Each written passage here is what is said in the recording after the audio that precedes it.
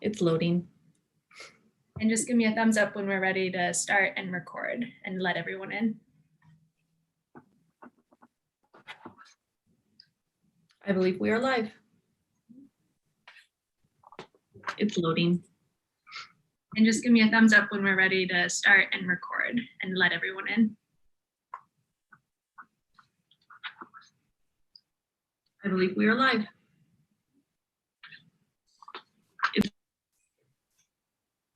Okay.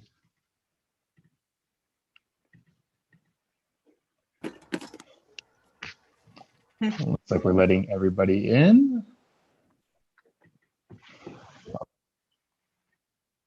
Okay, I think that's on my cue. Hello and welcome to today's panel, which is Yes Means Yes, where we'll be discussing the topic of consent here at Clatsic Community College. I would like to acknowledge the DEI Council here at the college, as well as the Harbor, and our panelists and our guests who are here today. Getting started, I'm going to pass today's mic over to Marcia Pack, but before we do that, some of the topics here today will be of a sensitive nature, and throughout the panel, there will be a list of resources for you to reach out to and to contact if some of these topics bring things up for you. And so we'll be posting those throughout today's panel. So getting started, I would like to introduce you to Marcia Pack. Marcia serves as Clatsic Community College as the project coordinator for the Alliance for Equity in Education. This grant-funded program is designed to create an equitable transition to post-secondary education for historically underserved populations in the region. She serves in the Lower Columbia Q Center Education and Outreach Committee, facilitates the Latinx Committee for educators who serve Latinx families in Clatsop County, and is a co-chair of CCC's Diversity, Equity, and Inclusion Council. These roles help local organizations to share resources, increase collaborative efforts in equity initiatives, and influence policy and procedure at our institutions. In her spare time, Marcia enjoys gardening, playing the ukulele, and taking her dogs out hiking. Marcia, the floor is yours. Thank you so much, Stephen, and thank you everybody for joining us today. I have the honor of giving today's land acknowledgement, and CCC's Diversity, Equity, and Inclusion Council developed this land acknowledgement with the understanding that this will be incomplete, possibly wrong, that it will not always be the right words for everyone in this space and in our community. The purpose is to inspire thoughtful reflection, to lay the groundwork for moving this statement from performative into action and social change. We recognize and honor the unique and enduring relationship that exists between Indigenous peoples and their traditional territories. We respectfully acknowledge the traditional stewards and First Nations of these ancestral lands and waters that they have cared for since time immemorial and continue to do so today, whose homelands we now teach, learn, live, play, and gather on today. Please take a moment to consider the many legacies of violence, displacement, migration, and settlement that bring us together here today. And please join us in uncovering such truths at any and all public events.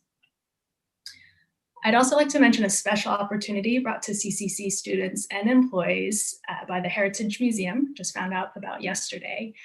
Anybody showing a CCC ID will be offered free entry to their temporary exhibit, Away from Home, which depicts American Indian boarding school stories. I've heard it's really incredible and is not coming to the Pacific Northwest for a number of years.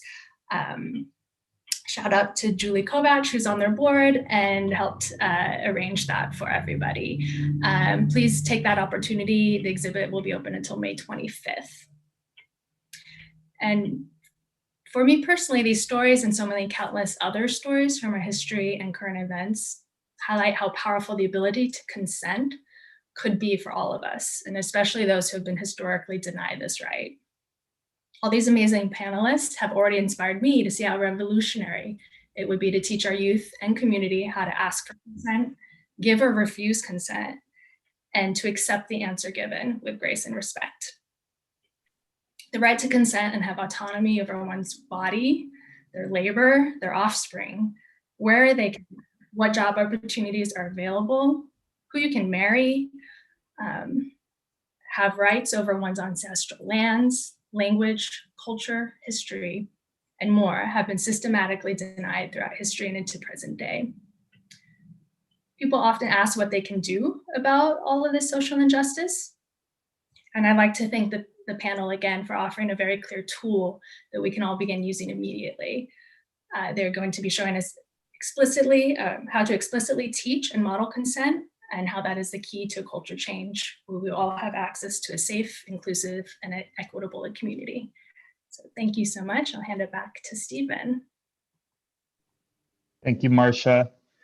I want to let everyone know that if you have questions throughout the panel, to please post those in the chat, and then we will get to those at the end of today's panel.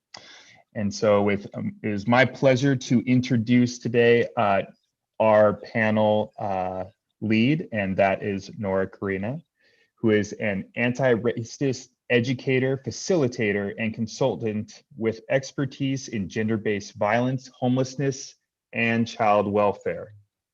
A formerly homeless survivor, Nora began her career as a peer advocate and trainer in Pacific County.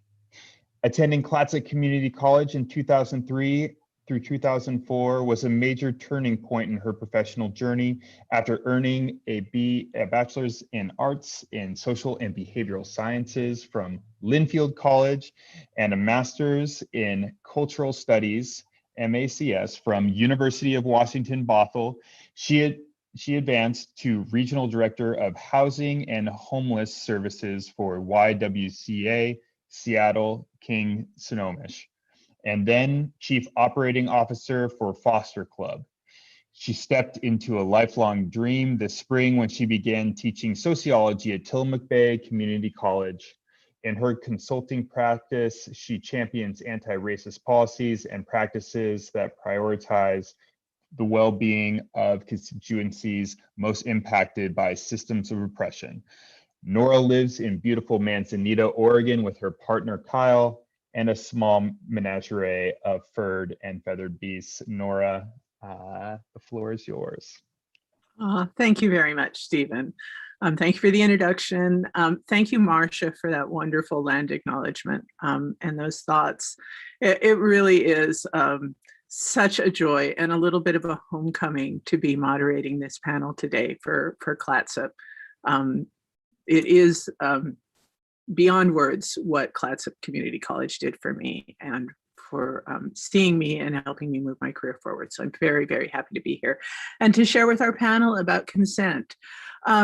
As Stephen said, this is a topic that brings up a lot of feelings for all of us. We're going to be talking about consent, which means we're going to be talking about sex and pleasure, which is wonderful to talk about, but not always easy. And we're going to be talking about power and violence, which is often very difficult to talk about. And so I want to make sure that we state from the beginning that we want this place to be a place where you feel okay to take care of yourself. If you need to step away for a minute and then come back, that's fine. You are valued here. And please, please, please pay attention to your body in this space. Even though we're all in virtual space together, I want to encourage you to right now feel your feet on the floor where you are and also be in the physical space you're in. And if you're cold, warm yourself up. If you're hot, cool yourself down. If you're thirsty, take a drink. Pay attention to your body when this stuff comes up. Even if we don't always understand what's going on, our body does. And that'll be just a nice way to move yourself through this. Please do that. I'm really happy to talk about consent with you all today, because I think consent is revolutionary. What's happening around it now with the movement about Me Too is another. I mean, we've been talking about it for a long time. Margaret Frimith, I first heard talk about consent, gosh, 30 years ago, about how revolutionary it could be within the context of working with survivors. And working with survivors has always been about helping people who have had their agency diminished find that agency again, find that personal power again. And that all starts with finding your yes. And I was reading Adrienne Marie Brown pitch for this book, Pleasure Activism. Find it, read it. It's all about the joys of reclaiming your power in your body. But she talks about how a strong no, a solid no, is the place from which you can find your yes. And what we're trying to get to with each other is that yes. So that's my offering to you all as we start this conversation. And now I'd like to introduce the panel. So I'm going to read this, just bear with me with the awkwardness of it. But we've got a great group. So I want to start by introducing Dr. Tracy Erfling. Dr. Tracy is a naturopathic physician who has been working at Clatsop County Health Department as the reproductive provider for 20 years. She graduated from Willamette University in 1995 and from National University of Natural Medicine in 2000. She enjoys many aspects of her reproductive health work, both in clinic as well as doing outreach in community. Dr. Tracy feels that helping people feel comfortable with their bodies and make healthy choices is one of the great honors of practicing medicine. She lives on the Oregon coast, but also enjoys the Cascade Mountains of Central Oregon, where she plans to spend more time in coming years with her husband and her furry friends. And then Julia Aikman is also with us. She is the prevention program coordinator for the Harbor in Astoria. The Harbor is a fabulous crisis advocacy center, which provides free and confidential services to survivors of domestic violence, sexual assault, and stalking. Julia has been in the field of domestic violence, crisis advocacy, and sexual assault prevention since 2009. She has a bachelor's degree in music performance and a graduate degree in music therapy. Julia loves teaching students who are in high school and college, and even the community, about violence prevention, bystander intervention, healthy relationships, and she loves the ocean, playing piano, consent, and spoiling her orange tabby cat. And her cat made a appearance the last time we all got together. And so if that cat shows up again, that'll just be a bonus for us all, I think. Yes. And then we have Erin with us from Tides of Change here in Tillamook County. Yay, Tides of Change. Erin Widener Richardson started her advocacy career as a volunteer advocate and crisis line responder before she was hired as a community-based advocate at the Department of Human Services. Erin then transitioned to health advocacy and was co-located health advocate for 7 years. Erin's current position focuses on the intersections of intimate partner violence and sexual violence and health. She provides training and consultation to health providers and advocacy and support services to survivors who have had past or present experiences with intimate partner violence and sexual violence. She is dedicated to increasing resilience and reducing negative health outcomes related to trauma. Erin loves being in nature and spending time with her 3 dogs, who I'm told may also make an appearance today, if we're lucky. So that's our group. I just can't think of a better group. We're also going to hear from Margaret Frimith today a little bit. I'm going to invite her to join us, and she will tell us who she is. But she's been working in this field in our community for as long as I've been around, 30 years or more. And I think we're really lucky to have her doing work on consent in this community. I think that it's possible that many of us would not be at the place we are doing this work if were not for her influence at the school. So I want to honor her as well. And with that, I think we'd like to just start with opening comments. Julia has some stuff prepared to share with us. about the basics of consent, about what it means, what's at stake, how to give, revoke, and receive consent. I can't wait to see what you bring, Julia. Take it away.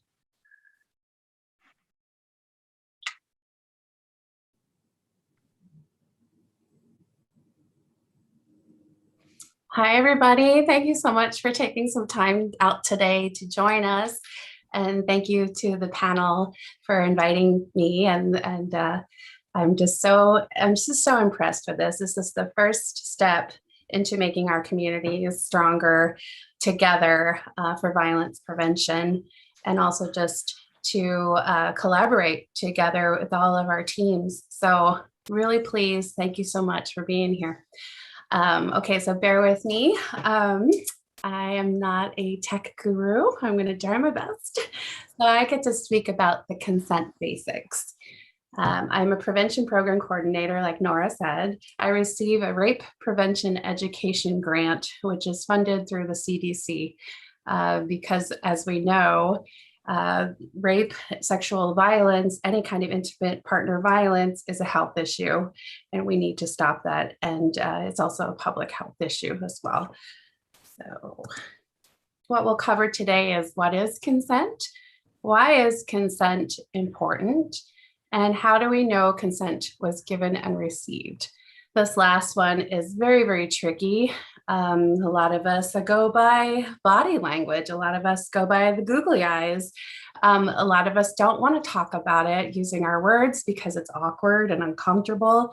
Some people think that, a lot of my students think that it takes the romance out of the relationship when we don't, when we use our words. 1 second. Okay. So what is consent? A lot of us have seen this really wonderful consent is as simple as T video. I just want to take a quick poll. Who has not seen it? I have not seen it. Okay, all right. It's really great. It's fun to pass to your friends. I have the clean version. There is also a dirty word version as well. But today is the clean version. Give me 1 second while I pull it up.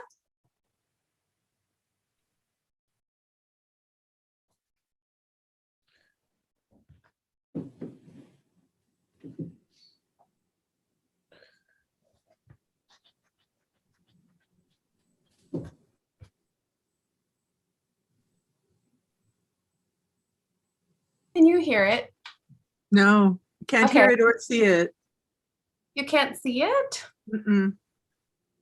Okay, give me 1 second. I'm gonna do something with the control. The screen shows the first slide, the consent basic slide.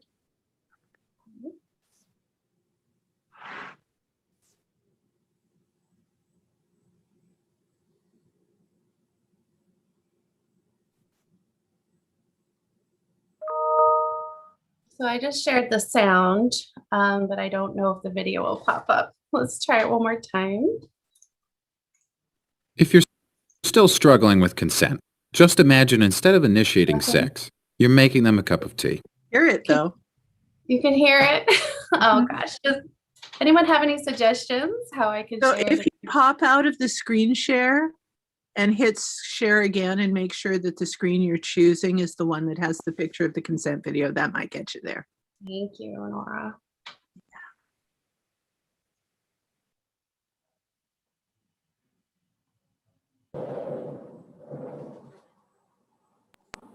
How about now? There you go. You got it. Thank you all. If you're still struggling with consent, just imagine instead of initiating sex, you're making them a cup of tea. You say, "Hey, would you like a cup of tea?" And they go, "Oh my God, I would love a cup of tea. Thank you." Then you know they want a cup of tea.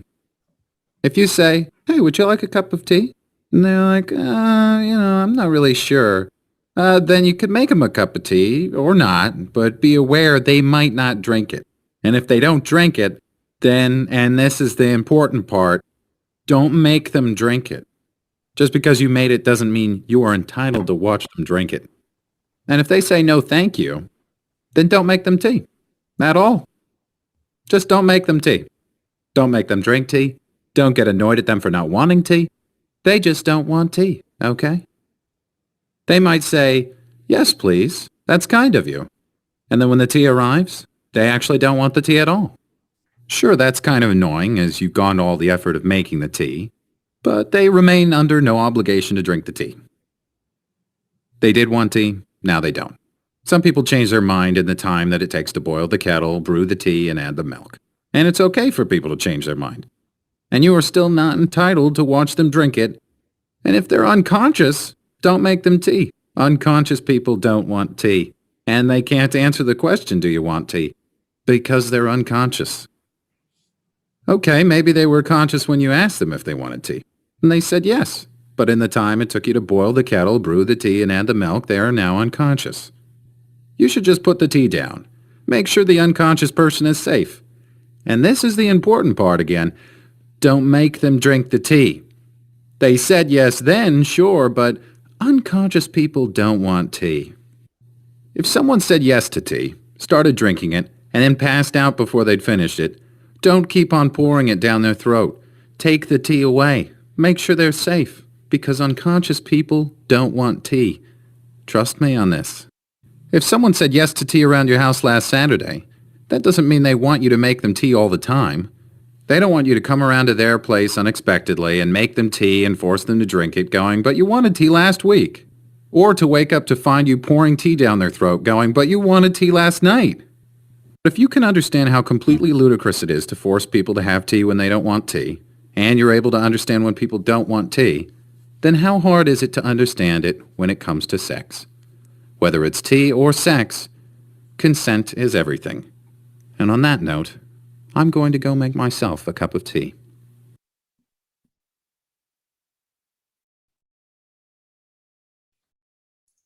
Oh, I also want a cup of tea right now. Does anyone want to go get some tea? Just kidding.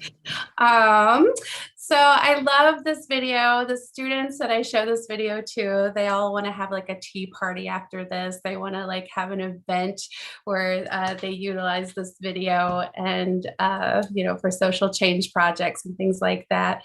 It's really cute. I really believe that it really focuses on consent and why we need it.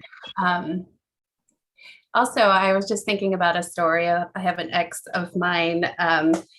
My hands get really like clammy sometimes, and my ex always wanted to hold my hand. And I didn't want to hold his hand. And so I just kind of and I was embarrassed about my hands being clammy. And so I was like, no, that's okay. And he got really offended that I didn't want to hold his hand. So eventually I had to express to him and tell him, my hands are clammy. I get grossed out. I feel like you're going to get grossed out. And I just don't want to hold your hand all the time. So it could be as simple as that. It doesn't have to be related to actual intercourse. Just speaking your words, owning yourself, owning your own body, and letting them know. Also, I tell the students too that it's always good to leave your partner or whomever, knowing that you still are interested in them. So not right now, I don't feel so good, but I still love you, or I still would love to explore stuff with you tomorrow. So always have them wanting a little bit more. Because it is really sad when you tell someone no. So yeah, give me 1 second. I'm going to share my screen again.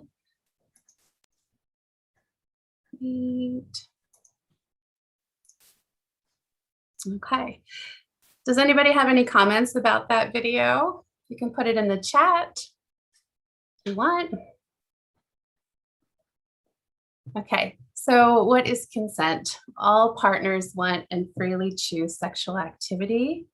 Communicating yes on your own terms.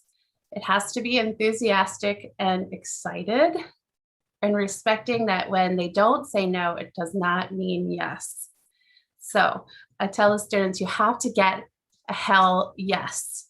And you have to have that enthusiasm, and you have to explain what your enthusiasm looks like as well. because a lot of people, we don't all have the same personalities and we don't communicate in the same ways. So a lot of times people will have a safe word if they're in the kink community. I think it's also really important to have those special words between you and your partners. That's, you know, that means yes too. It can't just be a you have to make sure that your partner understands what's happening. So I put in some, whoops. Maybe Marcia, I should have had you do the slides. So I put in some definitions. So there is a lack of consent if a person engages in a sexual act with another person by forcible compulsion or with a person who is incapable of consent because he or she is physically helpless, mentally defective, or mentally incapacitated. And that's from the Arkansas Code. So mentally defective means that a person suffers from a mental disease or defect that renders the person incapable or understanding the nature and consequences of a sexual act, or unaware a sexual act is occurring.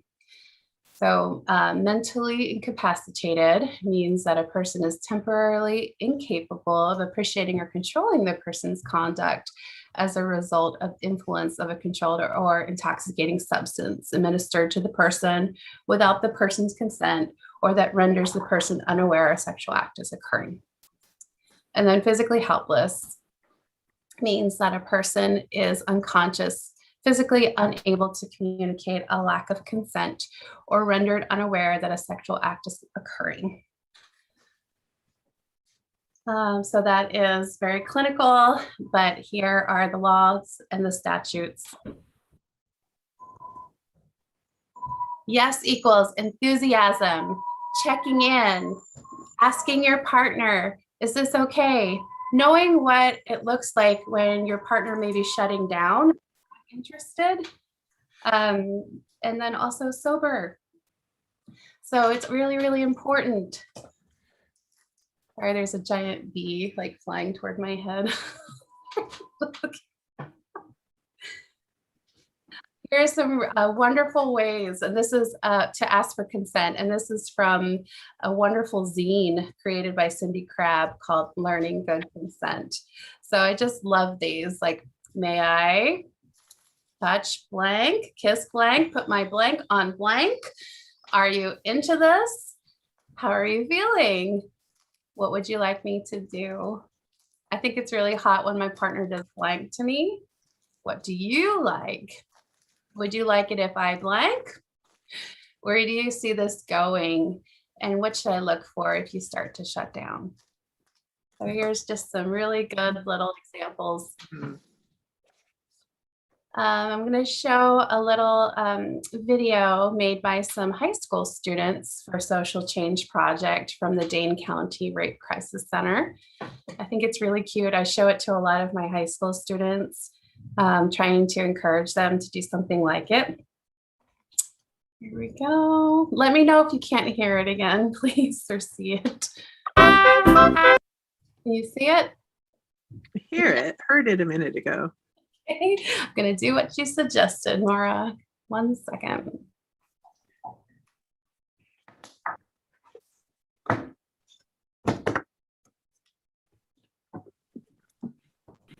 How about now?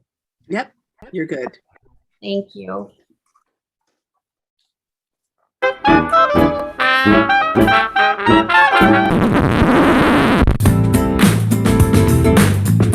Will you dance with me? I'd love to. Can I take off your shirt? Yes, you may. May I walk you home? That's very kind of you, but I like to go by myself. Okay. Would you like to see a motion picture with me? Yes, I could even go tonight. So how far do you want to go? I'd like to keep my clothes on. Hey, do you want to spend the night? Well, that's okay. You don't really seem into it. I think we should wait.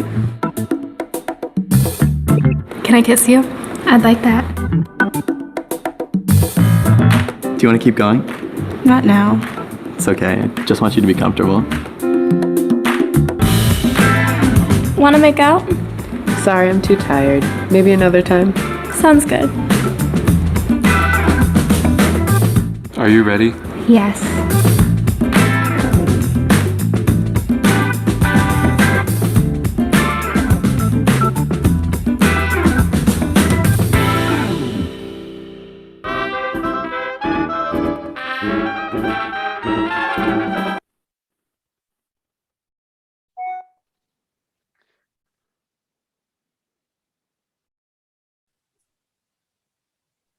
Okay, give me 1 second. I wish you all could see this gigantic bee that just keeps coming near me. So glad I'm not allergic. Okay, so last but not least, and Erin's going to talk to you also about like how important it is to start talking about consent with our youth and with everybody. It's so good that we're coming together and just like seeing these slides and talking about these things. We really need to start talking about consent. Okay, so I love this little phrase from Planned Parenthood. So consent is freely given, it's reversible, it's informed, it's enthusiastic, and it's specific. Like all of those examples from Cindy Crabb's zine, What Would You Like Me to Do? Also, consent is so memorable. It's so exciting when someone is polite and asks you these things. I remember like a story, my ex-husband, when I first went on a blind date with him, at the end of the date, I didn't really like him at first. And he went in for a hug and he stepped on my foot and it hurt. And it was really embarrassing and awkward. And finally, he took a step back and he was like, I'm so sorry. I shouldn't have done that. Let me ask you. He's like, may I please give you a hug? And I was so, after that moment, I liked him better. So just that little memory will always be ingrained in my brain. So yes, please feel free to use the French fries little what is this icon? And also the kids want to have a fry party. So they want to have a tea party and they want to have a fry party for consent. All right. I'm going to keep going, sharing the slides, but Erin, take it away.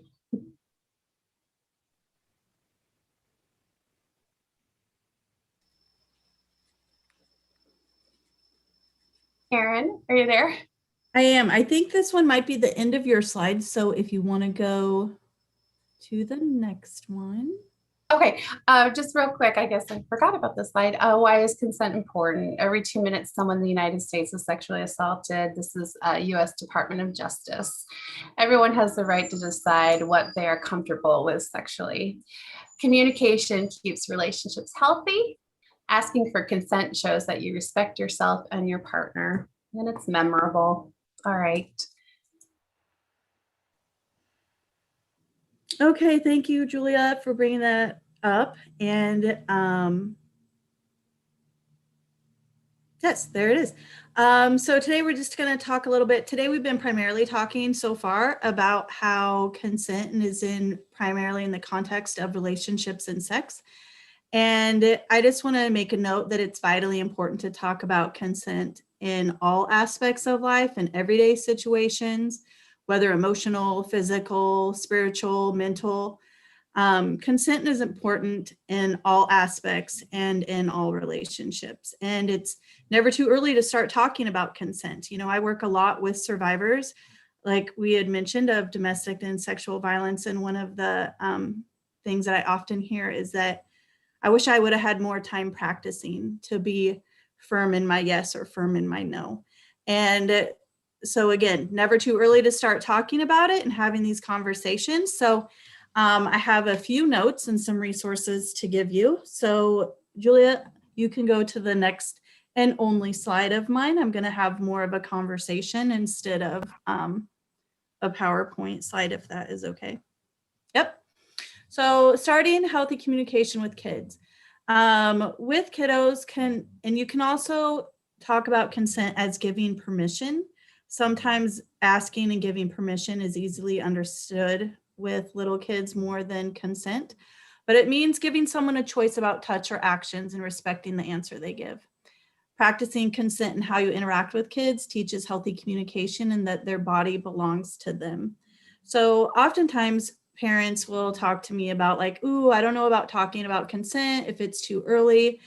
You know, I don't really want to be talking about sex at such an young age, and I don't necessarily want to even be having those conversations. Conversations about consent is really just about respecting yourself, respecting others, learning about personal space, respecting boundaries, and asking and giving permission. And so there's a three-step process, and I have these resources that are, you can order them from the National Sexual Violence Resource Center. And I'm going to just show you, they're these little cards that show up backwards, and they have them for teens, they have them for parents and having healthy communication with youth. They have them in explaining sexual violence, or there's a tool that talks about how to be a good friend if one of your friend maybe was had a sexual violence occurrence, or how to even just talk healthy about it and normalize the conversation. So in starting with asking for consent or giving permission, you can do this in everyday life. It can start with asking a kid, hey, can I have a hug today or a high five today?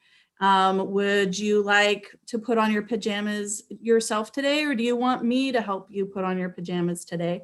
Another example they give oftentimes is, can I sit by you while I read this book? You know, they're just little tiny examples and scripts that you can use that just practices kids and allowing them to make choices.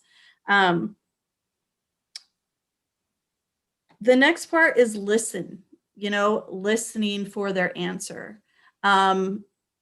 Sometimes, like Julie was talking about earlier, they don't really give an answer. This is an excellent opportunity to restate the question or model an ongoing circumstances that consent is an ongoing process, and that oh, I didn't hear you say yes, so I'm going to take that as a no, because an absence of a yes or an absence of a no doesn't imply a yes. And so just talking that out and letting them know okay, so I didn't hear you say yes. Is there another choice that you would like? And this affirms their ability to have choices and make decisions regarding either their body or their personal space, or just the fact that they have choices and that you respect that.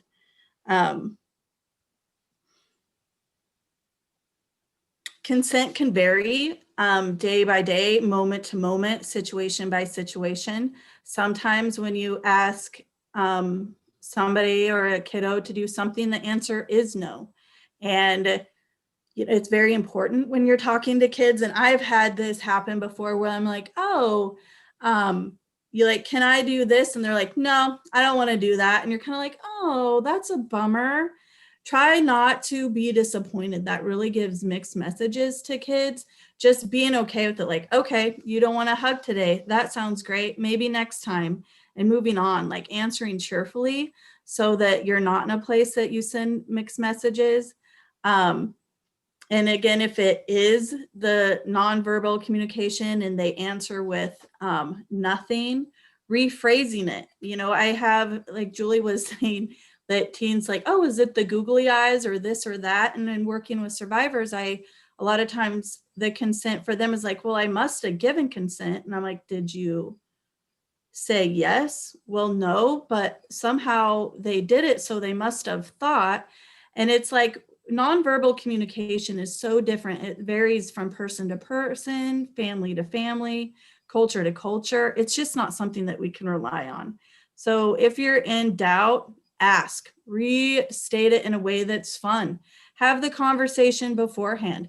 Talk to your kiddo beforehand. Hey, we're going to be going this. What do you feel comfortable with? How do you feel?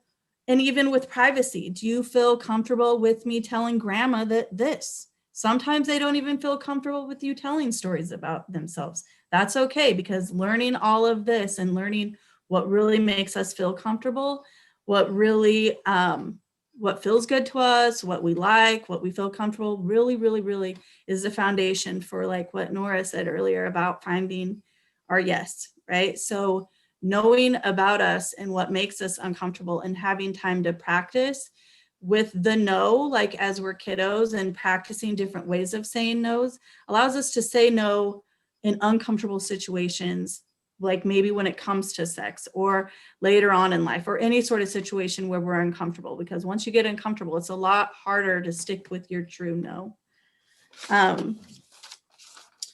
So we talked over listening to the answers and no's. Yeah, giving space for them to develop their no is super important for them to be able to practice their no. There is some resources also on, I have it written here somewhere. It's called safesecurekids.org, and it gives help and scripts and different ways to talk about how to help your kiddos handle the no with their friends. Talking about like if they want to go to the park and their friend says no, what are different scripts that you can say like, wow, I saw that you handled that really well, even though you were disappointed, you handled that no, and you can ask them again next week. So there's different scripts on that, and it's important for, not to pressure them to change their mind. It's okay to feel disappointed with a no answer, but always remember that it's about respecting boundaries. It's about respecting ourselves. It's about respecting other people and letting them know that whatever way their answer is, it is okay. And I think that those are the two resources that I wanted to say. Does anyone have any questions? They could put it in the chat. There's so much online assistance with this there's different age ranges to teach. I start, and I'm sure most people agree with, even with toddlers, like, do you like the blue crayon or do you like the yellow crayon? Do you want to play with this or do you want to play with that? And really trying to respect their choice. And sometimes, yeah, it might be that it absolutely can't happen. And just being like, I hear that you have a no, and but we have 5 minutes to get to the grocery store. So could you like put on a yellow bow and like, we'll go halfway, and just being really okay and having the conversation and letting them know that it's important that you respect their choices. And then, yes, just having the conversation. And so that's what I have to offer. But if anyone has any questions or any other tools, I am more than happy to help with that. And Erin, I just wanted to kind of piggyback on that. It's so important to kind of follow up with that conversation and to have that narration. I was never a big fan, I'm still not, because of my past trauma going to the doctor's office. And so I always tell my medical providers to please narrate what they are going to do to my body, putting my trust into their hands. And so I think it's really just important, like if you're helping a child who says, yes, that you can help me put my coat on, or even your partner, like, okay, I'm going to lift up the coat. I'm going to put it on your shoulders, and I know that sounds just so elementary, but it is so important, especially when people are still feeling that trauma from their past or even present day. Well, and in every crime, every victim, all victims and survivors of crime, one of the main thing that they talk about, the trauma that is the most paramount, the part that affected them the most, is that either they weren't asked for permission or that their choice was taken away. And that can be in any crime or any violation. It's the violation of having them not respected, of having no choice in the matter. And so the more that we can offer choices and respect people's choices, and the earlier we can start practicing that. So hopefully by the time they can handle a no, there isn't the pressure, there isn't, and they can handle the yes. I mean, I know a lot of working with survivors, they were like, I never really felt as a kiddo that I could say no, and that led on to other things. So just really giving the chance to be able to develop your yes and your no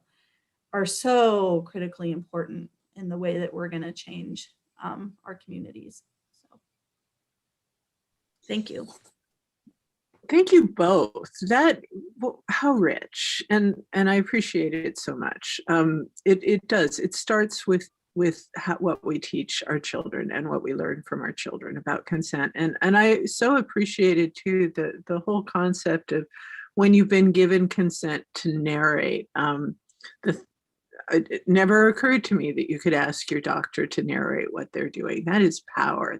That's a really good example. So Margaret Frimeth was not a panelist per se, but she is involved with this project. And I just think that she has some really important things to say, especially around the work that VOCA Camp has been doing around teaching consent. And so I'd like to open space for Margaret to come in and really briefly just share with us how VOCA Camp specifically works with survivors, kids who are survivors, and teaches them about their own power. Margaret, are you there? I am. Thank you so much. And I So really good to appreciate see it. you. I know, it's great to see you too. Gosh, it's been a long time. You are correct in your introduction that it has been 30 some years. Actually, VOCA Camp is in its 34th year here in Clatsop Community, Clatsop County. And I like to think of VOCA Camp, it stands for Victory Over Child Abuse. It was a camp that was, the idea of camp came from kids. And kids were in a support group that I was doing, survivors of sexual abuse. And they said, can't we have a camp that's for us, something that's not just every week for an hour and a half, but someplace where we can just be ourselves without the stigma of this label of sexual victimization on us. And, you know, we just want to go to a camp and not be afraid if we have a nightmare in the middle of the night, or we just want to have a safe experience like those kids that we see at camp when we're feeling so uncomfortable. I thought it was brilliant. And so it's been my honor to kind of facilitate the camp experiences annually since then. What I want to say, and I think this really connects with what the panelists have been saying, and I was also taking a look at the folks that are on our Zoom today, and we have many experts here. And one of the things that I believe is that we change community by talking about safety and by talking about consent and by breaking the silence on how we can be better and be in a community that is intentionally caring for each other. And so there's many experts here. Let's all support each other and make our community better.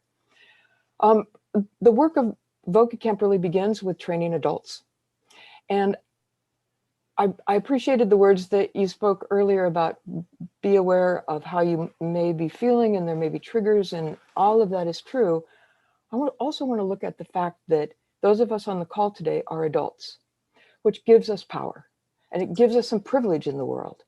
And understanding that we can tap into that power in a positive way and not in a way that's power over, but rather connecting with others and sharing power to make the world a better place, and certainly a world that's a better place for kids. So we talk about that in our training for adults. We talk about abuse being the misuse of power, which means we've all done it. Anybody who's a parent, anybody who's interacting with others has abused power at some point, and to be aware of that, and then to make conscious decisions not to abuse power, but rather to see how I can use power that I have to make things better. We talk about a culture that minimizes and normalizes the abuse of power. And so we're constantly needing to look at our own interactions with others. That's how we build safety. That's how we create safety for children. And that if we do this work, what VOCA Camp is trying to do is create intentional safety. That's the language we use for creating the camp environment. And everything that we do at camp really revolves around that idea of what is intentional safety. What does that mean in activities, in food selection, in songs that we sing? Everything that we do revolves around shared power, intentional safety. When we do work with kids, and most of the time they're just having fun at camp, but we do have a call that at any time in camp, somebody can say, whose body is this? And the response is always, this is my body. So that's one of the things that we do to teach children that they have the space around them, their body is their own. And they can decide who touches them and who doesn't, especially at camp. We do talk about safety and health. Medical providers sometimes are going to be touching your body, even if you don't want to be touched. That's different. But at camp, you get to choose who touches your body. And so we practice. We practice asking for hugs. We practice refusing hugs. We do many of the things that you saw in the T definition, although we're just talking about hugs and touching. It's a remarkable scene. I've seen it many times when an adult is on one side of the field and a kid sees that adult for the first time in a year, and they start running full tilt to that adult and stops right in front of the adult and says, "Can I have a hug?" And the hug is not given until consent is given. And so again, that's talking about what you're explaining with children at camp. And what we see at camp is that healing that happens when you have agency, when you have power that doesn't have to be power over, but rather sharing the excitement that that Julia talked about, just in being together as a safe community. And my belief is that when children are safe, violence decreases. So put in a plug for safe communities. I'm also going to be a little bit shameless in, if you're interested in more information, I'll put a link to an article I just published in the International Journal of Partnership Studies. I've done some work with Rihanna Eisler, and I just had an article published that talked about VOCA camp during the pandemic. So I'll put that in the chat. Oh, thank you for sharing that. I'm always looking for work. I want to see you write more about the work that's happened in VOCA camp. Maybe you and I could have a talk about that sometime, because I think there's an important body of work that needs to be shared with the world there. So now I'd like to thank you, Margaret, for sharing that. Thank you so much. Now I'd like to turn to Dr. Tracy, who we all know and love, and who's going to talk to us about the public health dimensions of consent and how she works with consent in her own practice as a medical provider and as a caregiver. So Dr. Tracy, thank you for joining us. Please take it away. Thank you very much, Nora. I feel very honored to be participating with this particular group. It's a conversation that's near and dear to my heart. Certainly, I'm kind of in an aspect of care with patients where the rubber's meeting the road a little bit more sometimes when it comes to consent, and I feel sometimes when people come to see me, I'm sort of giving them absolution for things that maybe they've done without giving consent or not feeling correct about how they've presented themselves in their sexual health. So I think that an important lesson to be learned here is that, communication is lubrication, which is a great conversation to have in the sexual realm, because communication is an absolutely essential part of having a good sexual relationship with another person. It's a really important part of having a good essential relationship with yourself sexually. And then, lubrication in and of itself, that's a whole nother conversation, but really pretty important too. So I like that kind of going together in this particular conversation. In general, when we're talking about consent, I think in the public health realm, when I think about people being more consensual in their sexual acts, it really reduces a lot of risk factors. So not only are people going to be better at, using condoms and also just having conversation about testing, it just becomes much more normalized for people to be able to have that level of sort of openness in their relationships. I also think that there's not a lot of roadmaps for sexuality in our community, in our culture. So where are people learning about sexuality and how to be sexually safe? How to, what movies are you watching? What porn are you watching that people are like actually having these conversations? So, I think we have to sort of backtrack a lot of times once they're actually in the doctor's office to be able to help them learn how to, have those conversations with themselves and with their partners. I also think that it's really important that you take time to learn about what you like and don't like with yourself in order for you to be able to pass that information along to those that you're in partnership with. And just be aware that you might not get it right every time, and things might not feel right every time, and that's okay. And hopefully that's okay in a safe way. But that when you're, being more open with yourself and your partner, everybody comes to the table with much more clarity. So some of the resources that I love the T video. I go and speak at the high schools and always show that video too. So they are probably all knowing that by now, but you can never get enough of a good thing in that regard. I also like to open up the bedsider.org website. It has a terrific amount of information of people of all ages using different contraceptive methods, but also some of these conversations about consent and sexuality. So those are some of my favorite resources that I put out into the communities that I interact with. I think those are my main bullet points that I wanted to share from the public health perspective, but I really embrace this conversation, and I know that it will lead to better sexual health in our community overall. So thank you. Thank you, Dr. Tracy, and thank you for being a champion for better sexual health. Absolutely. I think especially,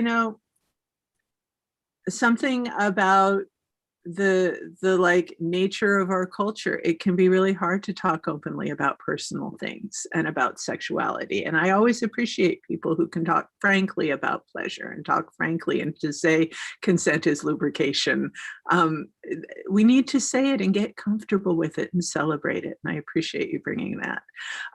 One more person I want to introduce you to is Desiree Noah. She is the HR director. Is that correct? At Clatsop Community College, and she's just going to really briefly remind us that there are some specific legal protections in place for students and faculty at the colleges in Title IX. So please, Desiree. Thank you, Nora. So Title IX is the Education Amendment of 1972, is a federal civil rights law that states that no person in the United States shall, on the basis of sex, be excluded from participation in, be denied the benefits of, or be subjected to discrimination under any education program or activity receiving federal financial assistance. Last year, August 14th to be exact, the Department of Education made changes to Title IX.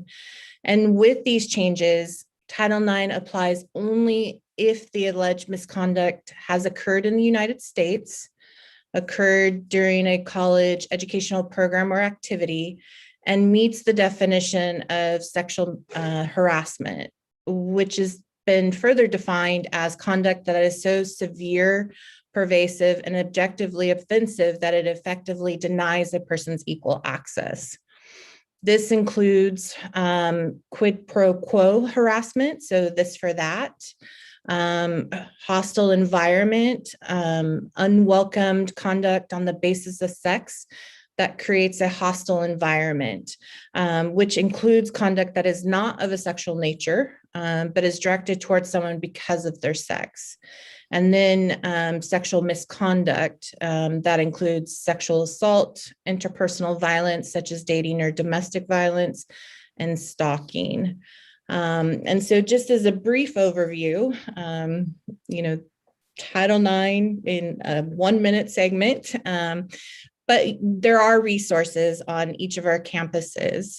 So at CCC, myself as the Title IX coordinator, and I'm in the lower library. Please don't hesitate to reach out. Jared Sorber, VP of Student Success, he's another individual that can help in Title IX issues. For confidential reporting, that would be and maybe our college counselor. And so those filing a complaint would from TBCC, that would be Pat Ryan, who is the Director of Human Resources, Facilities, and Safety. And additional contacts at TBCC is Rhonda Hansen, VP of Student Services, and Teresa Ravenis, VP of Instruction. And that's it for me. Thank you so much, Desiree. So as often happens, we're running about 15 minutes late in our schedule, which is fine because this has all been rich and I think we're right on time.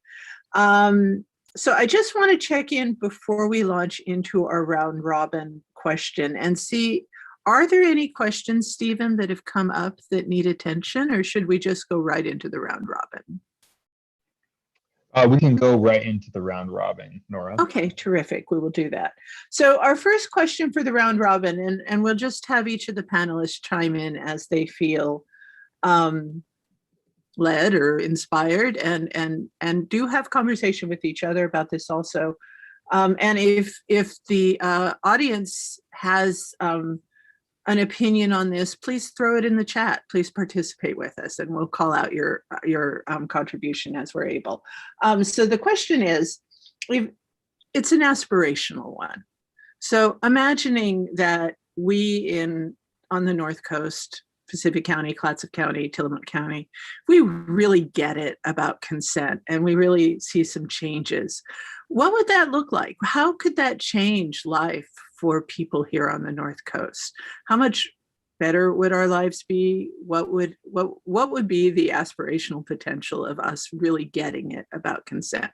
I'd love to hear what you think about that. And anyone who wants to go start. Julia, you're smiling. If you've got something to say and would like to start, feel free. Margaret, if you'd like to jump in on this at some point too. Desiree, anyone who spoke. Marcia. I'm smiling because I always joke with the advocates at the harbor that I'm going to put the harbor out of business. But I don't think that's going to happen in my lifetime. But I like to make these goals. I'm definitely interested in starting a prevention committee here in Clatsop County, and of course North Coast people can join as well. But I do, like Margaret was saying, I do think that we have to do this together and really make some changes in our community. We didn't get to our slides that show some of the statistics, specifically the increase in numbers because of the pandemic of all kinds of violence that's been occurring on our North Coast.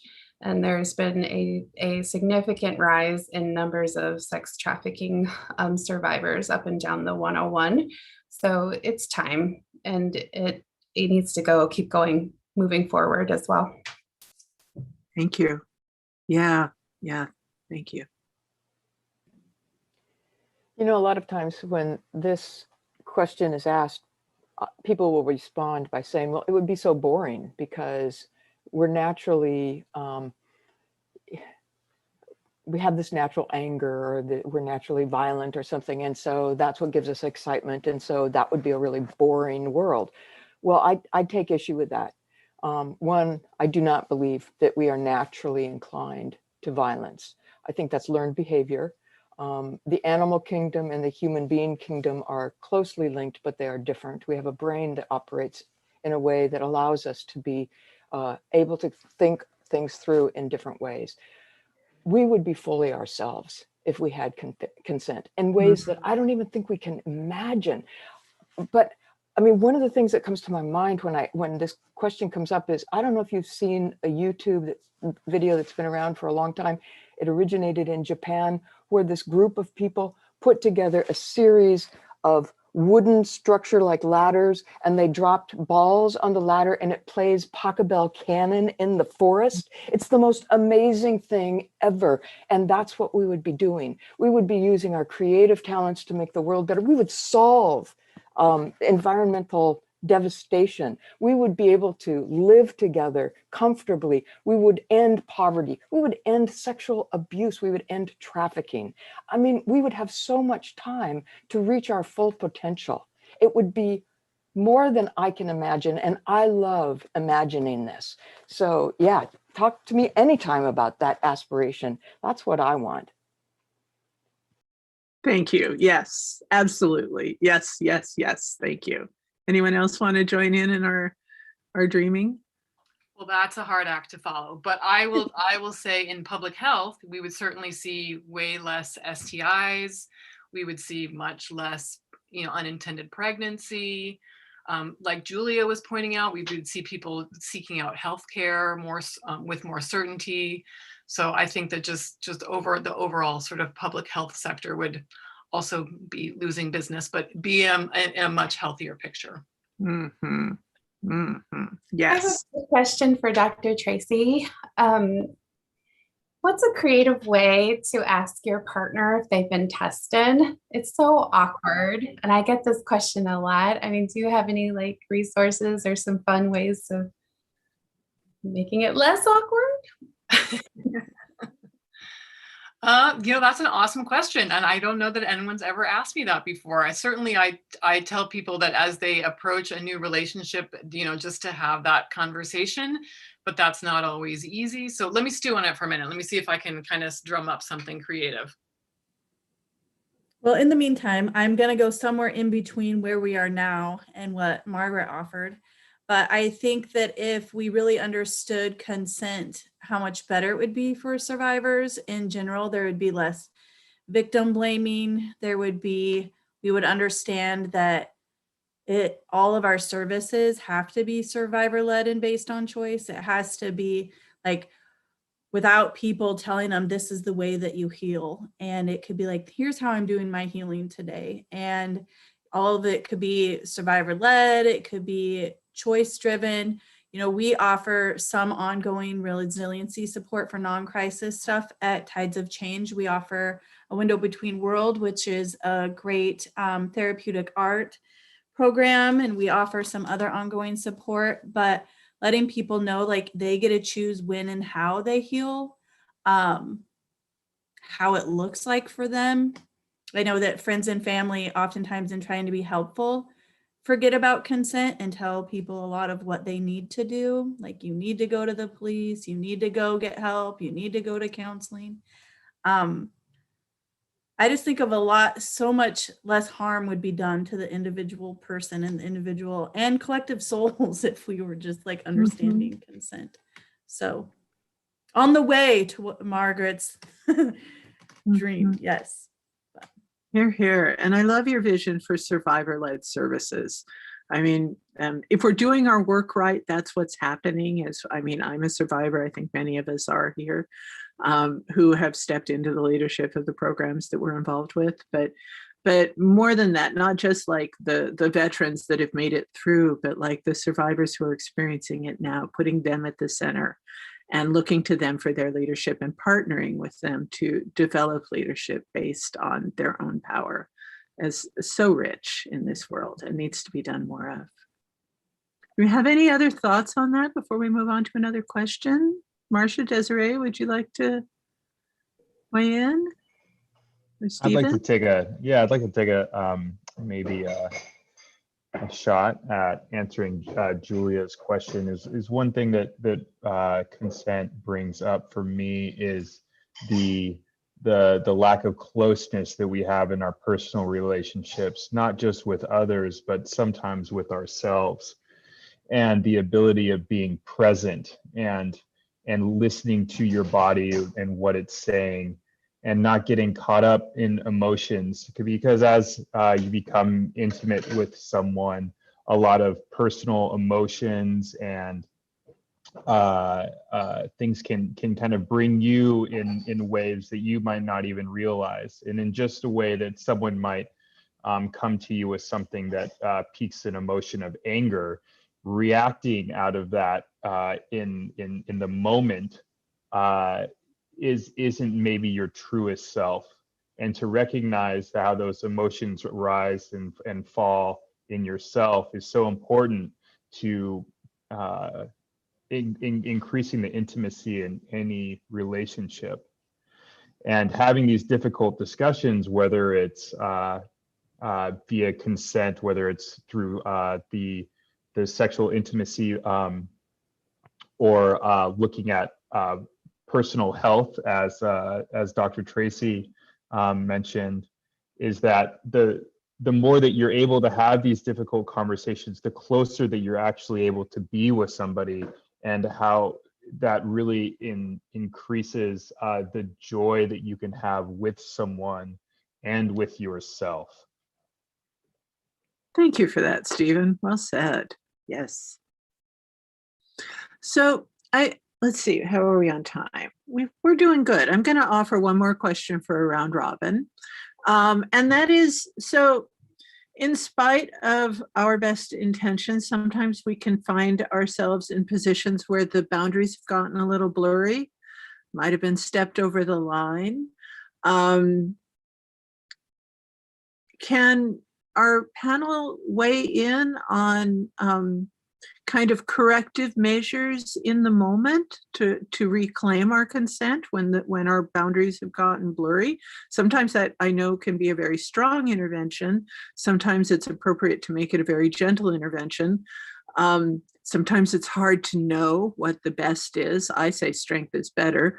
Personally, I'd rather err on the side of consent, and make space for that. But I'd love to hear what the panel has to say about, some practical tips for in the moment when things get blurry.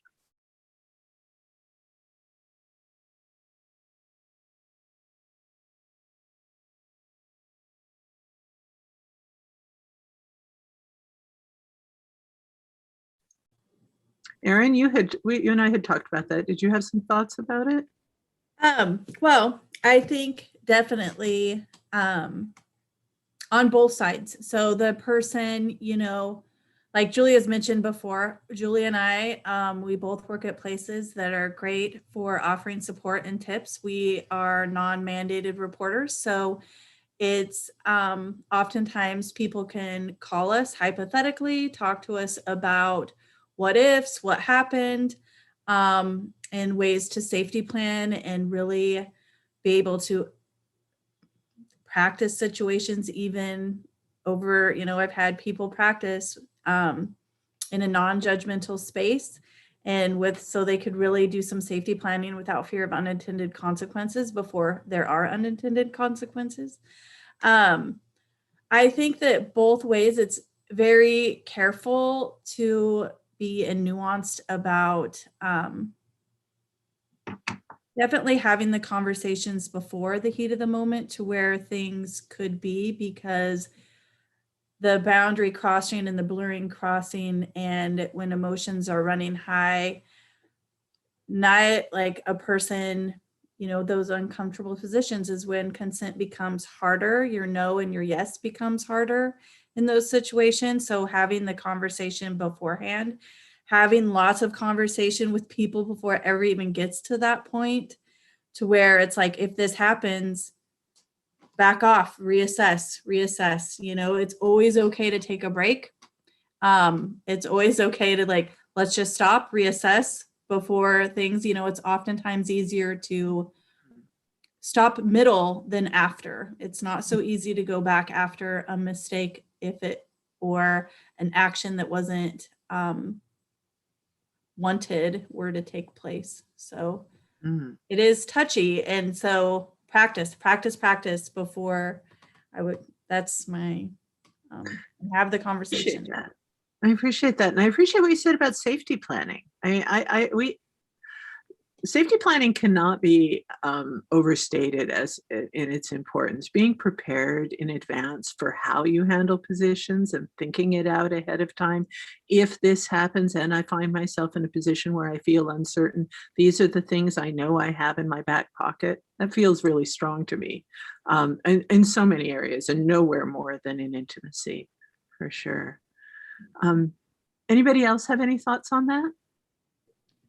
Well, I'll just chime in and say that, certainly the services that we offer here at at the County Health Department, I was going to say Clatsop Community College, but at the Clatsop County Health Department, help people to, just ensure that their bodies are safe if they are in an unsafe situation. So whether that be coming in for an exam or testing, pregnancy prevention, we do emergency contraception. So we have a very safe space for providing those services. I feel as the provider that we're pretty well versed in how to make people feel as comfortable as possible, even if it is sort of unwanted visit, I guess I'm going to say, on the patient's behalf.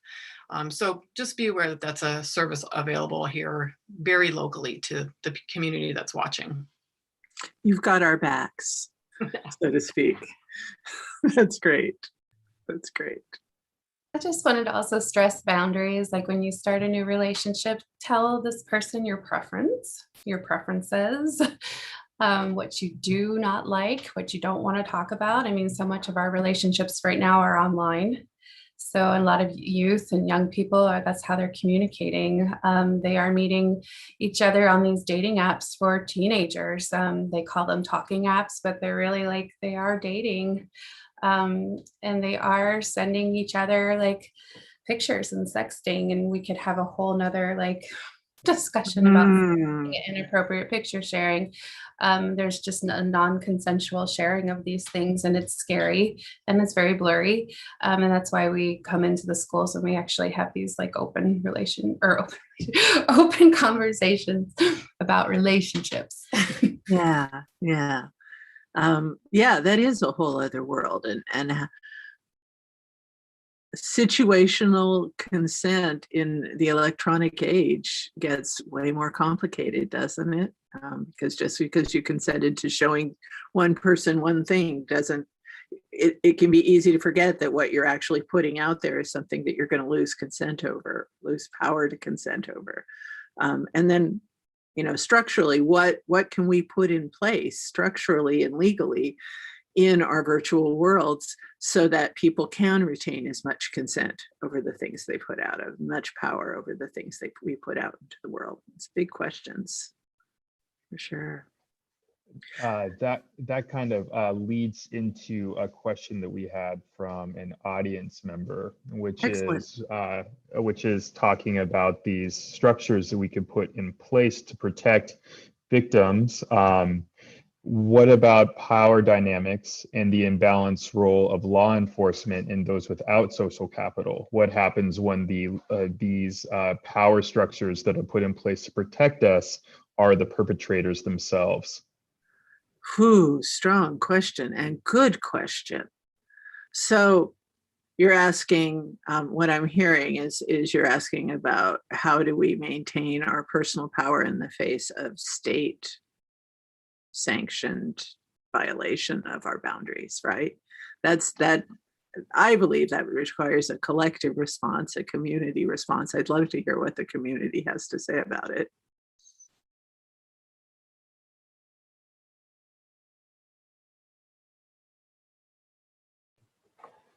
I think the question is really looking at the issue of social justice, which is an intersection of a lot of what we're talking about, as well as other areas of oppression. For me personally, the idea of looking at abuse as the misuse of power has been a helpful beginning spot, because I begin to look at power, unequal power distributions of whatever's going on. Who has the most power? How automatic is that? What is socially defined power over, and what are the dynamics that allow that to exist? And then is there a way of supporting somebody that doesn't have that power so that it becomes more equitable? And maybe it can, and maybe it can't. I mean, to be very honest, there are times in a culture that still leans towards systems of domination where it's not going to be equitable. But I think that the task of working towards equitability is critical, and that we keep voicing that and keep pushing for that.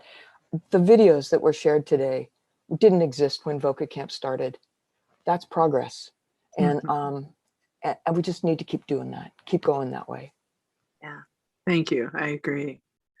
I also think there's an exciting moment right now when people are thinking critically about policing and about the role of police and in keeping us safe. And are there other ways that we can keep our communities safe that are more effective? And it seems like this is a place for that conversation as well. When it comes, is there a way that the police perhaps have not done a good job of protecting us against gender-based violence, and have been perpetrators of gender-based violence in some circumstances, in many circumstances? And so what is the role of communities in doing the work that perhaps we've not been able to get done with our traditional policing methods? I think of women who take to the streets and families who take to the streets to say no more, right? I think of Me Too, but I also think of police accountability boards and judicial accountability and community accountability and clear direction to the people in power that we put in power, that this is how we want you to respond, and we will hold you accountable for responding that way. Those are things that come to mind for me. Anyone else want to weigh in on that? I just wanted to put in just a quick plug as well, is that the harbor, and with my funding, is that I am required and want to myself start a community prevention committee, like I said earlier. If anyone's interested, I can put my email in the chat. And then also bystander intervention strategies. How can the community intervene safely together to stop some kind of power-based personal violence? So I'm trained, certified in a methodology it's called Green Dot, bystander intervention strategies, and I would love to train others. What can we do? How can we creatively intervene? How can we safely intervene together?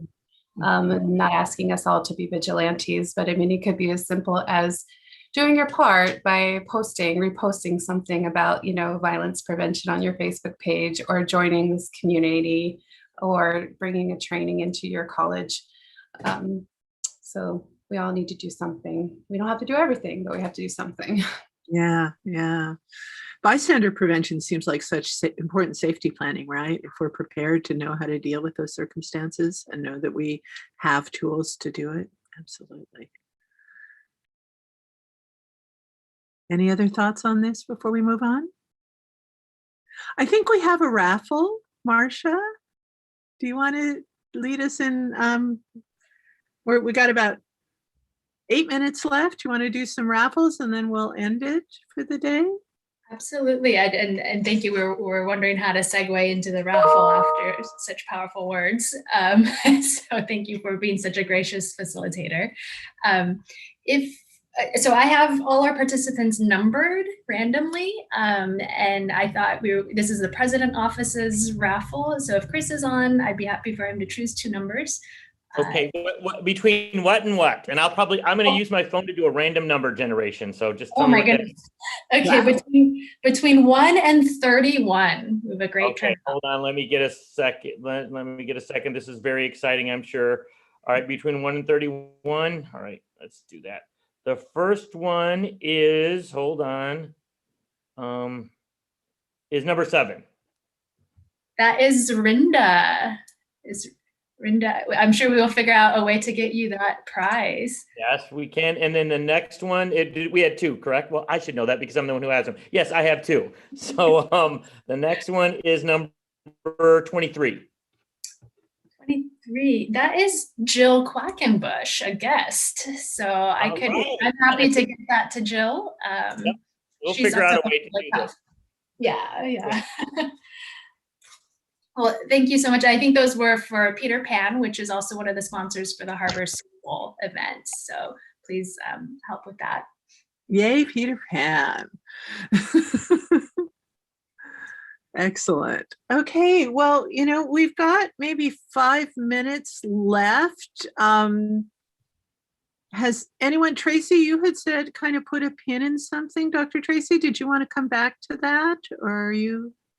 Well, I was asked about creative ways to ask partners about STD testing. And one of the thoughts I had was just talking about how sexy it is to know that you've been tested.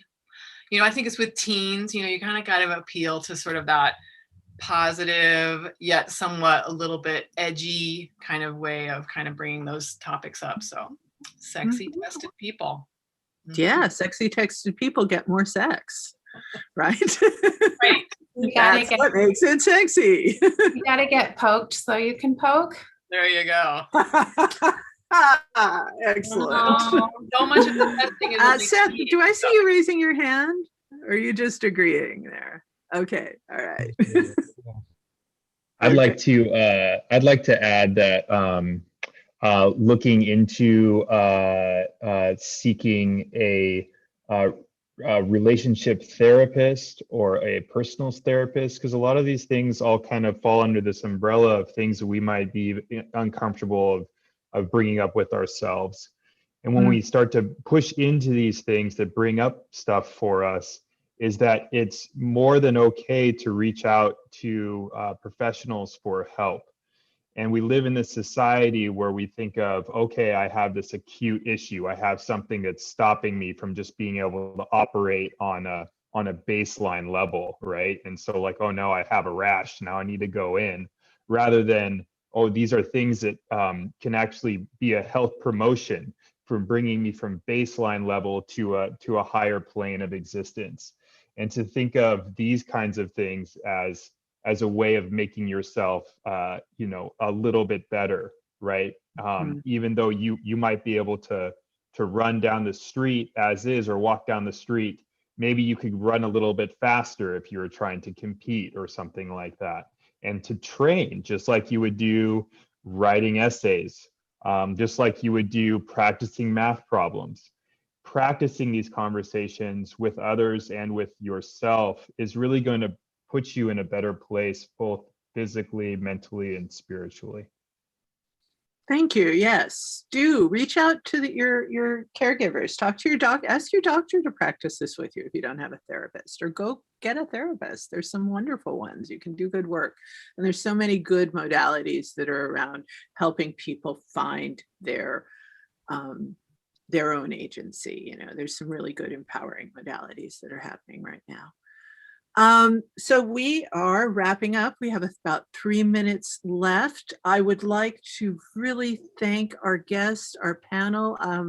It has been such a joy to sit with you all. A little bit of homecoming for me personally.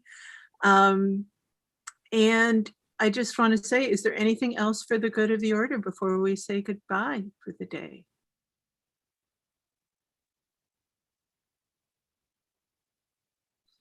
In that case, please do follow up. If you heard somebody or saw somebody in this talk that you want to follow up with and you think, oh, I want to ask them that, do reach out. Reach out to the harbor, reach out to Tides of Change, reach out to the helping people on the campuses, reach out to Dr. Tracy at the health department. Do everything you can to support public health right now. It is important. And I hope you will find some joy in this. I hope that this conversation will take you to a place of more pleasure, of more joy, of more intimacy. And I wish you all well. Thank you so much.